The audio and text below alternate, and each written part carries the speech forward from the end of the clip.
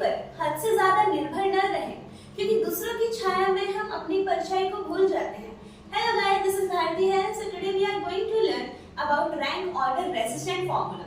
आज हम श्रेणी क्रम प्रतिरोध के संयोजन का सूत्र ज्ञात करने जा रहे हैं। अपने दिमाग को शांत रखिए, चीजें बहुत आसान है, एकदम रिलैक्स मोड में हो जाएगी। सो देखिए स्टूडेंट्स, ये है आपका डायग्राम, ठीक है। अब देखिए यहाँ पर आपका प्रतिरोध है R1, R2, R3 और आपका प्रतिरोध है, उसके नीचे आपका विभवांतर है V1, V2 और V3। प्रत्येक सिरों पर प्रतिरोध भी अलग है और आपका विभवांतर भी अलग है, और इसमें धारा समान प्रवाहित हो रही है जो है आपकी I। कुंजी है खुली, ये इसका मतलब है कुंजी खुली है। अगर आप ऐसे करते तो कुंजी क्या होती, आपकी बंद होती, ठीक है। और यहाँ पे क्या लिखा, और ये है आपका एमीटर, और बैटरी से इसे जोड़ दिया गया है। बैटरी में दो सिरे होते हैं, धन सिरा और ऋण सिरा। सो बढ़ते हैं हमारे फॉर्मूले की तरफ। जैसे कि हमें पता है ओम का नियम, तो आप लिखोगे ओम के नियम से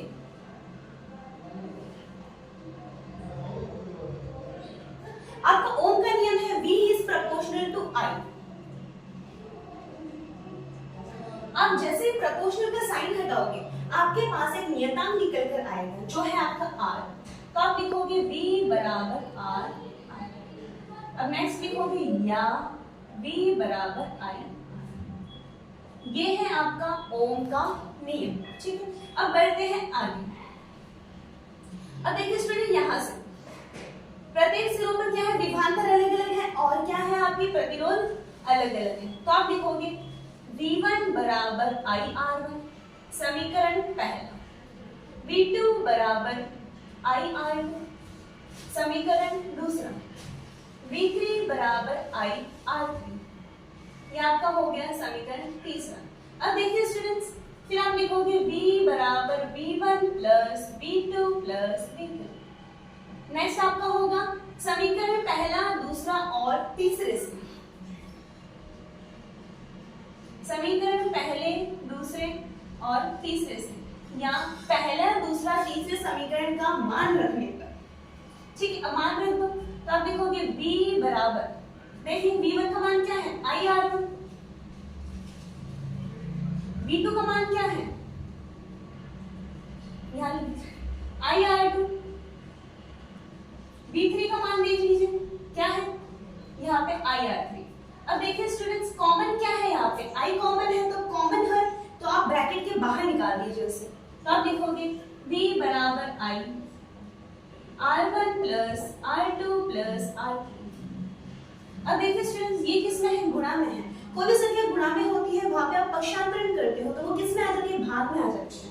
तो आपका हो जाएगा नेक्स्ट V अपॉन I बराबर R1 plus R2 plus R3।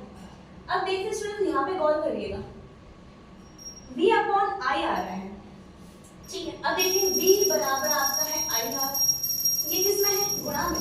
यहाँ पे जाके किसमें हो गया, भाग में। तो आपका हो जाएगा V अपॉन I बराबर R।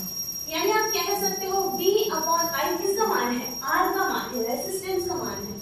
यानी आप V अपॉन I की जगह पे आप R भी लिख सकते हो, ठीक है।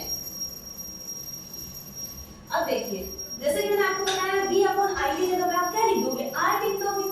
तो आपको हो जाएगा R बराबर R1 plus R2 plus R3। यह आ गया आपका श्रेणी क्रम में प्रतिरोध के संयोजन का सूत्र, जो होता है R1 plus R2 plus R3, ठीक है।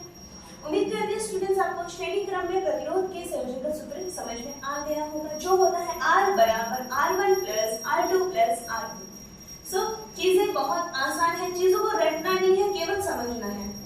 अब इसका डेफिनेशन देखिए, अगर आपको पूछा जाए कि डेफिनेशन क्या है, तो आप बोलोगे प्रत्येक प्रतिरोध का दूसरा सिरा। अब देखिए ये जो प्रतिरोध है ना आपका, इसका ये पहला सिरा है, ये दूसरा सिरा है, ठीक है। प्रत्येक प्रतिरोध का दूसरा सिरा और अगले प्रतिरोध का जो पहला सिरा है उससे जुड़ता है।